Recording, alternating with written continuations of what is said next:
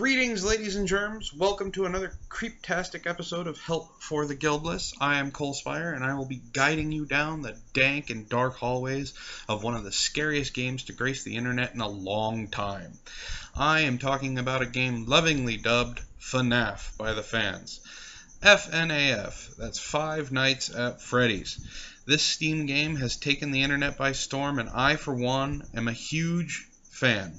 I understand that I am way late in jumping on this bandwagon, but I have dove headfirst into the pizza sauce ladled by the animatronic hell beasts of a demonic pizzeria ran by Pinhead. Now, I want to preface this entire podcast with this. I have not played these games, and I never will, because I am not afraid to admit that I'm a bitch, and jump scares get me every single time. So I know for a fact that I will never be able to finish this game or any of the games in the series. Yet, this does not discredit me from talking about it or even being a fan because of the wonderful world of Let's Plays. When I first started hearing about this game, I had no idea what the hell it was. But the image board community and YouTube community were buzzing about it like flies surrounding a fetid corpse. So I did what any sensible person would do. I clicked on the first Let's Play I came across. This YouTuber just happens to be a pretty good indie gamer and is the self-crowned king of Five Nights at Freddy's, Markiplier. I watched him play the first night and then every subsequent night afterward. The game was intriguing, of course, and I jumped every single time he got scared. This game seemed so plain, though. Aside from the jump scares, there was nothing to it. You play as a night guard who has to avoid 4 animatronics until 6 a.m.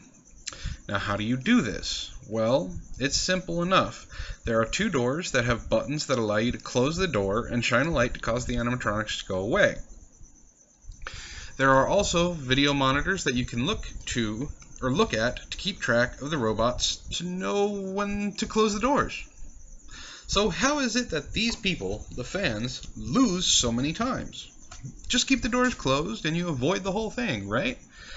Well, the creator of this game, Scott Cawthon, realized how to make this as painfully hard yet a simple game as possible. Your whole setup runs on a single power supply. Every time you use the video monitors, power supply gets used. Close the doors to keep them closed, uses lots of power. Flashlights keep the robots at bay? Oh, you bet that uses power. And as far as I can tell, this entire power supply is run by AA batteries. Now, what this game breaks down to is this. Five Nights at Freddy's is a horror tower defense game. At its core, you, as the night guard, are the tower that needs to be defended, and you have a few limited options to defend yourself against the animatronics until the beautiful chime of 6 a.m. hits. You're introduced to one of 3 main characters in the first night who has been dubbed the Phone Guy, mainly because he never gives his name and talks to you specifically through recordings over the phone. Creative, I know. Your first night, you're given instructions via the Phone Guy and told how to play. This is done in a really creative way, almost like an orientation. He even gives you the legal rundown of what's going to be happening. You come to find out that the machines are put on a free roam mode at night. Because when they were turning them off at night before, it was causing the servos in the electronic motors to rust. So they let these things run around at night. Now, they could come visit you, and if they see you, they won't see you as a human. They will see you as an animatronic exoskeleton out of its suit. And, per Freddy Fazbear's Pizzeria policy, that's never allowed. So they will then stuff you into a suit, which can cause pain, dismemberment, and death. Yep, and you, as a night guard, are okay with this. Perfectly normal. I've been a night security guard. If this happened to me and I survived that first night, there is no fucking way I'm going back. Keep the money, motherfucker. Not a chance in hell I'm setting foot in that place at night ever again. And another thing. Being a night guard, there are times you have to use the restroom. I have used a porta potty in pitch black darkness, and let me tell you, that is the last time I ever do it. What happens? Does this guy hold it in all night? Or does he have a cup that he goes in? Or does he not worry about it because he's been scared shitless day after day? Nah, man, the world of Five Nights at Freddy's is not something I would ever want to be a part of. But, besides those off-topic comments, that's the game itself. Stay alive till 6 a.m. and you win. Each night gets progressively harder, and at the end of the 5th night, you win. Aside from the secret 6th and 7th nights, as well as the custom nights, that is the whole of the game. If you let your power supply dwindle to 0 at any point, the room shuts down, the doors open, and the animatronics are allowed to roam free and kill you at their whim, in the creepiest way possible. It's completely pitch black, and all you see is eyes and a mouth lit up and music playing, and you know your doom is coming. And a jump scare is inevitable. You don't know when it's going to happen, you don't know how it's going to happen, and you don't know if that magical 6 a.m. screenshot is going to show up. After discovering all of this, I really didn't see what the draw was. Why was the internet so ravenous for this game? Yes, watching Let's Players get the tar scared out of them on a constant basis and seeing people fall out of their seats from this game is hilarious.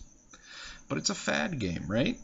It's like no better than the GIFs that you see or GIFs that you see that, you know, are of an image and then it changes to Linda Blair's face from Exorcist. There wasn't any substance. But oh my, was I wrong. See, after you die in a game, there's a chance you get to play a mini game, a death game, as you will. These games are made in the same vein as an Atari 2600 game. We're talking 4 bits. And it allows you a little freedom from the swivel chair you're constantly stuck in, only being able to move left and right. You kind of get to explore the pizzeria. And you're playing as these animatronics. Through these games, just like everyone else, I discovered what was really going on in this nightmare scenario of a pizza place. This wasn't just animatronics on some free roam mode. Oh, hell no. These things were robots possessed by the spirits of dead kids that had been murdered at Freddy Fazbear's Pizzeria. This wasn't some lame tower defense game with a twist of death added to it. This was a ghost story. This was a haunted house type ghost story on the same level as Ringu or The Grudge. This is where I became hooked and became a fan. The robots were no longer just robots. They were evil spirits looking for revenge. But why you? Well, this is because of the third character that we are introduced via the minigames. He's known as the Purple Guy. He doesn't have a name, he's just purple. And there are theories and fan conspiracies abound about this shadowy violet figure. In one of the minigames, you play as one of the animatronics, and your job is to just give cake to 6 different children. Simple, right? If you look around, you'll notice a 7th child in the upper portion of the screen. He's outside the walls. Now, was he glitched there? No, he's part of it. He's meant to do that. And he's crying as he's watching these kids have cake. As you begin to hand out the cake, after about the 2nd child, you see a car drive up. And the child on the outside continues to cry. A man, who just happens to be the same color you get from mixing red and blue together, and gets out and touches the kid. The kid's eyes get wider and wider, and then suddenly turns black and gray. The man gets back in the car and drives off. Yeah, what you just witnessed in a 4-bit minigame is a child being murdered. Each of the game ends with in the same horrible way, with you seeing dead kids. This is the story of Five Nights at Freddy's. This is why the game has the fan base it does. It's not the child murder. It's the unexpected and just plain creepy way that you found out. But now, you kind of have a reason why the spirits that are possessing these horror robots are coming after you. Theories state, from the fans, that the purple guy possibly, maybe, actually used to work at Freddy Fazbear's. And was in fact a night guard. So guess what? The vengeful kids see you as their tormentor and want to have you experience the same torment and pain that the purple guy put them through.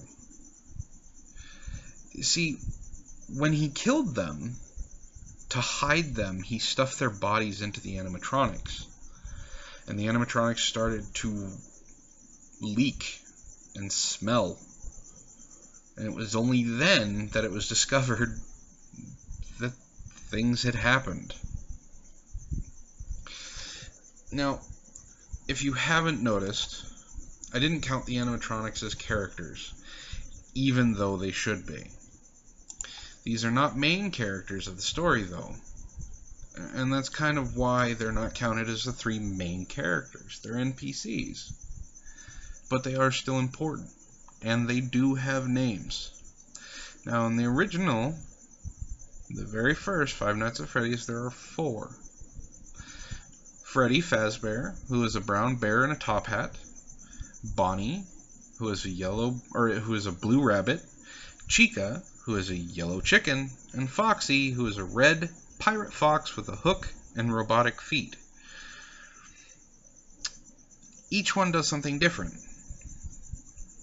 And there are more animatronics in the subsequent games, but I'll get to those in a second.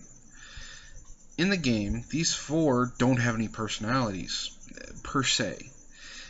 Like I said, they have an AI, and each one follows it, and each one does something different with the AI. But they don't speak or interact with you in any way other than your death. Even the other animatronics from Freddy's 2, 3, and 4 have no interactions other than deaths and the causing of them. So how is it these creatures have gotten so popular? Thank the internet community for that. Just like the bronies of My Little Pony fandom, the Freddy fanbase did something that the bronies couldn't do. They gave these characters more life than the cursed souls that inhabit them. All you have to do is look up anything on YouTube that is Freddy based. Besides the games themselves, and you'll see a whole host of animations, music videos, and miscellaneous content where these things have lives. They talk to each other. They have personalities. On top of that, fans have created their own terror-inducing animatronics and given them names and backstories and how they fit into the game's history. The fans of this game have made me a person who hasn't been able to stop talking about this game to my friends, annoyingly so. So much so that I have an evil, diabolical plan to have a Freddy's night and film everyone trying to beat this game and their reaction to the jump scares. All for my sick enjoyment, of course, and yours when you watch it. The ravenous fan base of Five Nights at Freddy's is ridiculous in nature. They tear apart everything that Scott Cawthon puts out. Even something as simple as a screenshot is taken and manipulated in Photoshop until every detail has been examined. The animated music videos on YouTube are some of the best I have seen aside from the anime music videos, which are in a world class of their own. And the songs are original. one in particular is still stuck in my head after hearing it and watching the video for the first time. The song is called Stay Calm. I'll link to the video below because the animation is great. The song is catchy and the personality that is behind it is astounding. But it's simply about... It's from the Night Guard's perspective, and how he needs to stay calm to keep himself alive, and how he's dealing with the interactions with the animatronics. I can't say anything more than that. You have to experience it for yourself. In fact, if there was a CD out right now with all of these fan-made songs on it, I'd buy the shit out of it. I'd play it at home, play it in my car, play it at work. I'd play it until I had every single song memorized. And then I'd play it some more. There are fully playable recreations of the games in other games. Gary's Mod has numerous versions. Happy Wheels has a version. Has levels of it. Little Big Planet, and even Minecraft. All fully functional and fully playable. The fans are why I'm so into the story of this game. Now, as I said before, there are other animatronics in the sequels. And Five Nights at Freddy's 2 is said to be the scariest game ever played. But the reason for it's justified. It adds to the macabre setting, not takes away from it. It adds 3 new faces to the lineup of death machines, and each one has a different style. Again, we're not talking about personality, we're talking about AI. There's a marionette who is, well, a marionette, and marionettes are creepy. It's a full black body with a face that's like a smiley face mask, and it has 2 blue lines under it that look like it's crying. Balloon Boy, who is a creepy smiling kid holding a set of balloons and a sign that says free balloons, and Mangle, who is a white fox animatronic that was pulled apart by the kids. Not the kids in the suits, but I'm talking kids in the pizzeria. Now, Mangle and Chica are said to be the only females. Chica got a redesign for Five Nights at Freddy's 2, which gave her more of a feminine look. Also, the animatronics for Five Nights at Freddy's 2 are considered toy animatronics because of the way that they look. They have a toyish figure compared to the, I don't want to say realistic, but cartoony look of the first animatronics. You can kind of tell Mangle's female because there's pink on her and her cheeks and things like that.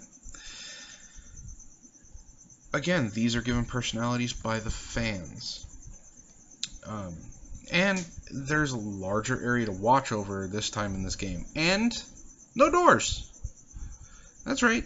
You can't move again, but in your defense, you now have a bear head that you can put on to trick Bonnie, Chica, Freddy, and Mangle. But you also have a flashlight to shine at them to make them go away. Now, Balloon Boy takes away the use of your flashlight and leaves you vulnerable to only the bear head, which does not trick Foxy or the marionette. How to stop the marionette is you now have a music box that's on the screen where you're looking at the monitors that you have to continually keep wound up to keep it away. So yes, let's make this game harder and more complicated. Why not?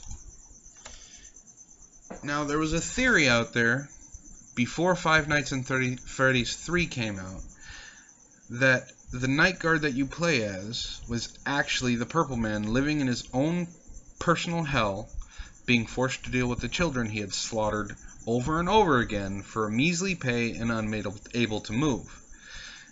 It was a great theory, and satisfying as well to think of he got his just desserts for what he had done. But unfortunately, Five Nights at Freddy's 3 put a stop to that. Five Nights at Freddy's 3 didn't add any more animatronics. It didn't make the place 3 times larger. You didn't get a free roaming sandbox version of Freddy's. No. Scott Cawthon limited down to 1 animatronic. the animatronic, Springtrap. In one of the minigames, in Five Nights at Freddy's 2, I believe, you take control of the spirit of one of the children and begin to chase the purple guy. You eventually corner him in a back room of Freddy Fazbear's Pizzeria, and there you see broken down machines and a single suit. And the suit is like a yellow version of Bonnie. It's called a spring suit because there were mechanisms inside that would be pulled open to allow a human inside to be worn as a suit, or released to have it be wrapped around an exoskeleton. These, you find out via Phone Guy, were discontinued because of the habit it had of malfunctioning, which would cause that dismemberment and death we heard about in the first game. Anyway, the other four spirits of the kids show up and trap him in the room. You chase him around until the purple guy decides to hide from the ghosts of his victims in that suit. And in 4-bit animation, we see him stand up, we see the suit malfunction, and we see the purple guy die in the most vile and horrible manner ever. Now, before I go on, I want to clarify the timeline of these games. Scott is great at designing scares and creeptastic monsters, but not so good with continuity. Five Nights at Freddy's 1 takes place sometime in the mid-90s, which is years after the dreaded Bite of '87, which I'll touch on in a minute. And it's after the family restaurant Fred Fazbear's Pizzeria was bought and turned into a Chuck E. Cheese-esque style pizza place. Five Nights at Freddy's 2 takes place before the first game in a pizzeria that was supposedly the original big box party style place. This explains why the pizzeria in the first game is a smaller restaurant than the original, and with the original being going big or going home. The second one was a franchise version of it, so it was smaller. Following me so far? Five Nights at Freddy's 3 takes place 30 years after the first game, and now takes place in a year-round attraction that, or will be a year-round attraction, that is a haunted house based on the murders that took place in the pizzeria from the first game. Then add on to that, Five Nights at Freddy's 4 takes place possibly soon after the Bite 1987, or a year or so afterward. The timeline for the games is all screwed up, so in order to play them the correct order, you would have to play 4, then 2, then 1, and then finally 3. So why bring this up before the third game, and why talk about the third game? Well, like I said, you are working at a horror attraction that is based off the murders of the first game. It's all very meta. The new Phone Guy, the one who owns the new attraction, tells you that he found a real live relic from the pizzeria, a full suit hidden in a room that was closed up in the pizzeria. Springtrap. That's right, the new Phone Guy found the one suit that should have never seen the light of day. Springtrap doesn't want revenge. He doesn't see you as the kids he wants to enact revenge on. No, he just wants to straight up murder your face because he's pissed he's stuck in an animatronic suit for all eternity. And not just any animatronic suit. A decaying, horrible looking bunny suit that has human teeth. It's falling apart. It's creepy as shit. So, how do you make it harder and more challenging than Five Nights at Freddy's 2? You were dealing with 7 animatronics before. Now you're only dealing with 1. Well, just like before, there are still video monitors to look through, and still no door. Getting farther and farther away from this door being able to protect you seems like a bad idea. Well, why is there no door? Well, it's explained to you. See, in this office, there's a door on the left-hand side, and then there's a giant picture frame window. It's explained that not only are you actually a night guard, you're taking part as a cast member as the night guard for this horror attraction, this haunted house. Give me the doors. I will happily take the doors, knowing what people have gone through. How do people keep getting hired? It's what I want to know. Anyway, so still no door. And add on to that, you now have to make a noise from the monitors to lure Springtrap away from you. It's a kid laughing or saying hello. And there's a secondary monitor that now shows up that has 3 systems you have to keep in the green or all hell breaks loose. The video systems, the audio systems, and the ventilation systems. If the video systems go down, guess what? You can't use your monitors to find out where Springtrap is. The audio systems go down. Hey, look, you can't make the noise to lure Springtrap away. And if the ventilation system goes down, I'll get to that in a second. So yes, Springtrap is the big bad, and he's the big bad of the big bad. But you still have to deal with Freddy, Bonnie, Chica, and the rest. Only they don't kill you! These are false jump scares, made to distract you, so Springtrap can get to you. Fuck this game. The ventilation system, when it starts to go down, causes hallucinations. You find this out when you're moving and suddenly you're attacked by one of the animatronics that are not supposed to be in the game. Like Balloon Boy, or Bonnie, or you see Freddy walking past the picture window and then just disappearing. Fuck this game. Fuck it in its ass. Markiplier summed it up perfectly. And it's a very eloquent sentence that that sums this game up 100%. I expected to die, but what I didn't expect was everything else. You see, if the ventilation system goes down, the lights start to flash.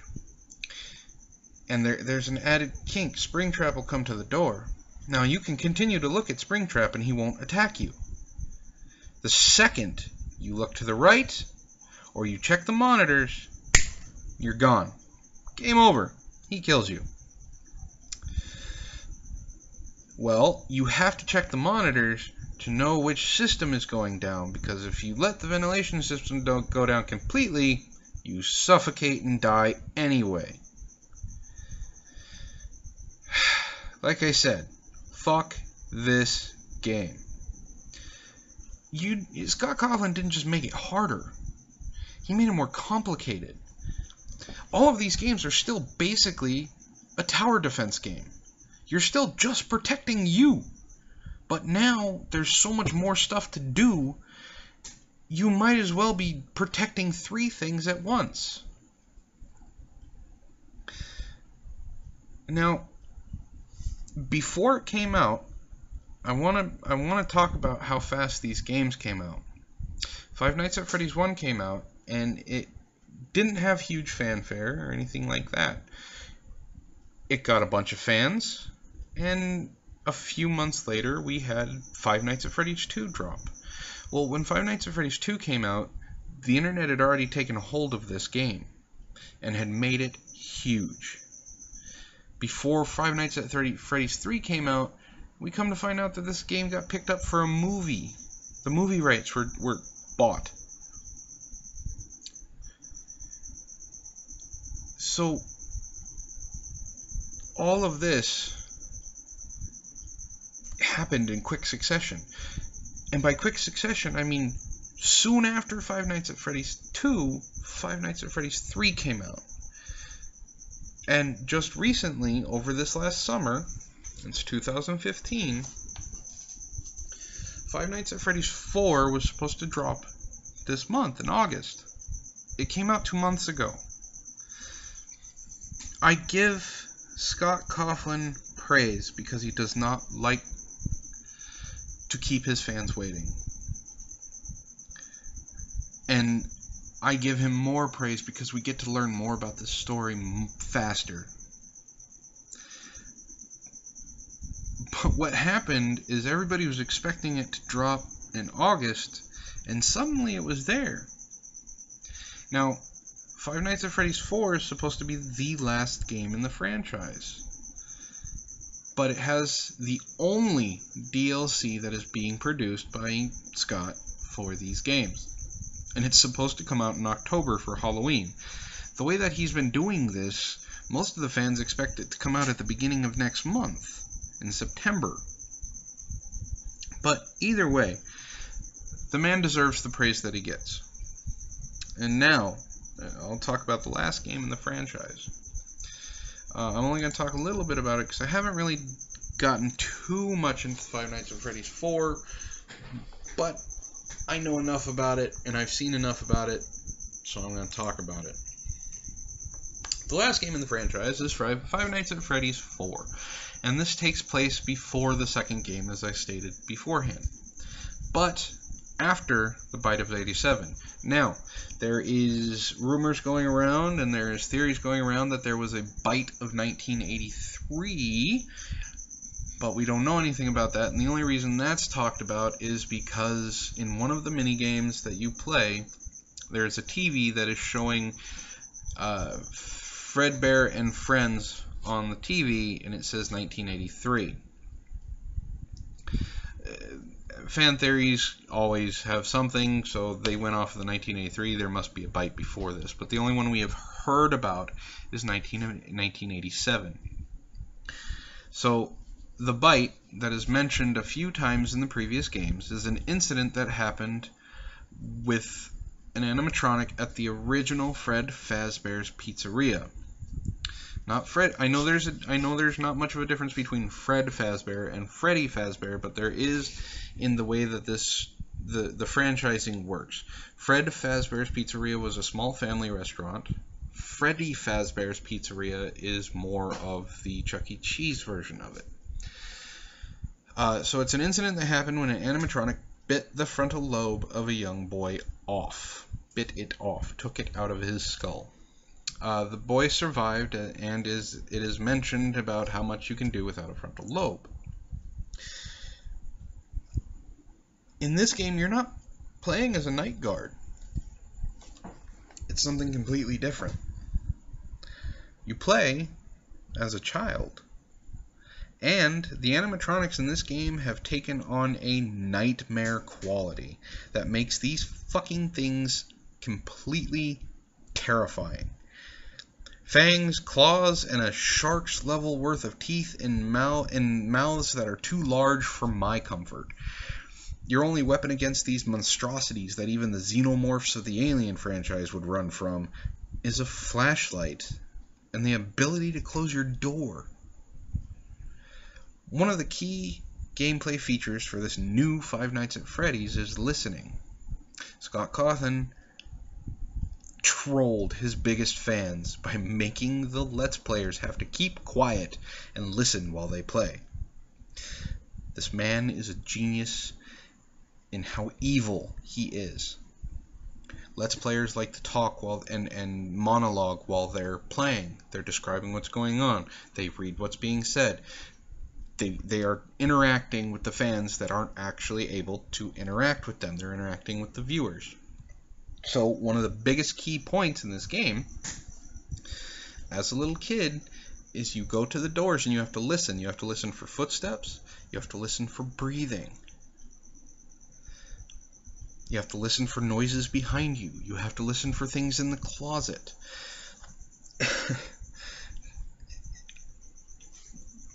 It's genius. Absolute genius. Now, the way that this one's set up is you can move around a little bit. You run from your bed to the left door. You can run from your bed to the closet. This all still takes place in one room, but now it's in a house. And you can run to the right door. And you can look behind you. Now, it sticks with the original 4, but there are added little things. There is a spring trap plushie that you have to deal with, and there is the new Nightmare Freddy. Nightmare Freddy is black and kind of see-through. He has some human parts to him, and he's still fucking terrifying. Now, I think it's after you get past night 4, you stop dealing with the others. You stop dealing with Chica, you stop dealing with Bonnie, you stop dealing with Foxy. It's all Freddy. And Freddy is hard. I watched, and it wasn't just Markiplier that I was watching. I was now watching Jacksepticeye and Yummy Mash, and I even glanced at PewDiePie's channel. This game was hard. And there were people who were complaining that it's just not going to be beat. It's too hard. And of course, you know, that never happens. Even Mega Man 1 has people who are completely insane on it. But the game was hard. And I applaud Scott for just making these games get harder and harder and harder, but keeping it fresh each time. That's hard to do. There are AAA franchises that can't do that. You know, now, I've been going on quite a while about this franchise. We're getting up to the 40-minute mark. But I could go on longer talking about the Easter eggs and the secret animatronics like Golden Freddy and Shadow Freddy. But I don't want this to run as long as the last 2 episodes have gone, because they went to where I had to split them up. And I don't want to split this one up. Now, I can talk a little bit about Golden Freddy and Shadow Freddy, but there's so much more about them. The one thing I know about Shadow Freddy is it's in Five Nights at Freddy's 2. If you see him on the monitors and you stare at him too long, you lose. I don't mean you get a jump scare. I mean the game crashes. Shadow Freddy causes your game to crash. And it's random happenstance when you can see him. And he doesn't go away. It's just if you stare at him too long, Shadow Freddy shows up and kills you by crashing your game. Golden Freddy shows up in Five Nights at Freddy's 1.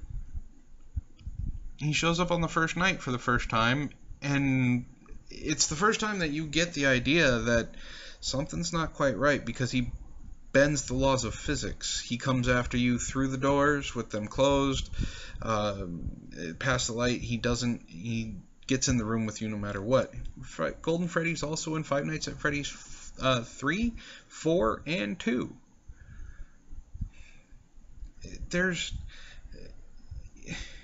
The fans of this game series are devoted, ravenous, and creative. And I am happy to count myself among them.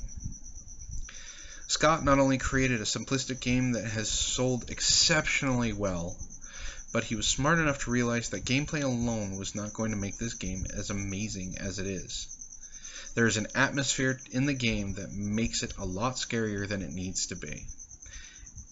Ambiance, and a story that is told in sporadic bursts that keeps us wanting more, is a perfect way to unveil the entirety of your game. There is a reason this franchise got picked up for a movie. Like I said, it's a ghost story. Now here's the problem.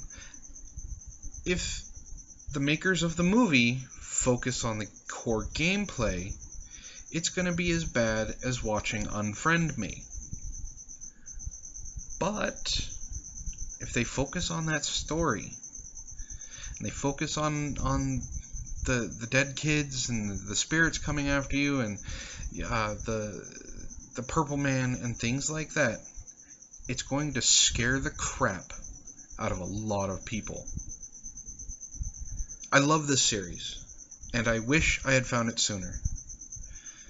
If you want to have a good experience with your friends, or make it so you have to sleep with the lights on for a week, by all means, Download and play this game. It is worth every penny.